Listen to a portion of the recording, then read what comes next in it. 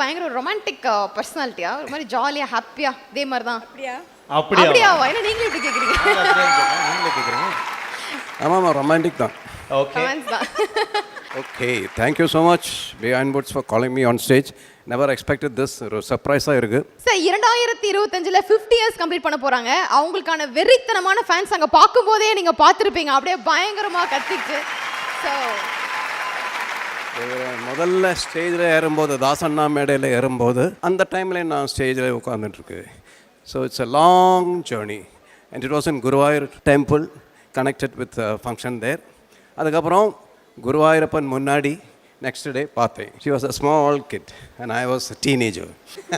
Doctor வந்து பெரிய music lower. ஆக்சுவலாக அவர் மோகன் சார் வந்து அவங்களுக்கு வந்து அப்படி, அதாவது ஒரு நல்ல ரசிகர். எல்லா மேடைகள்லையும் இவங்க மேடைன்னு இல்லை, எல்லாவுடைய ஒரு வேர்ல்டு ஜானர்ஸ் ஆஃப் மியூசிக் என்னென்ன மாதிரி மியூசிக்லாம் நடக்குது அங்கே எல்லாத்துலையும் இருப்பார். கிரேட்டஸ்ட் ஃபேன் ஆஃப் மியூசிக் அவர். To tell you the truth, கல்யாணத்துக்கு அப்புறம், மேரேஜுக்கு அப்புறம் தான் நான் various forms of genres of music I started listening. இவங்களுக்கு நிறைய கலெக்ஷன் இருந்தாங்க. அது வரைக்கும் நான் ஃபிலிம் சாங், தாசண்ணா ஷோக்காக ஜானகியம்மா, சுசிலாம்மா சாங்ஸ் இதெல்லாம் தான் என்னோட ஏரியா. இவங்க லைஃப்பில் வந்ததுக்கப்புறம் நிறைய வெஸ்டர்ன் கசல்ஸ் எல்லாம் ஐ ஸ்டார்டட் லிஸ்னிங். அண்ட் இப்போது இவங்க ஐ திங்க் ஏது ஷோ சென்னையில் எங்கே ஷோ இருந்தாலும் இவங்க இருப்பாங்க அங்கே. என்னோட இல்லை, மிச்சாளங்களோட.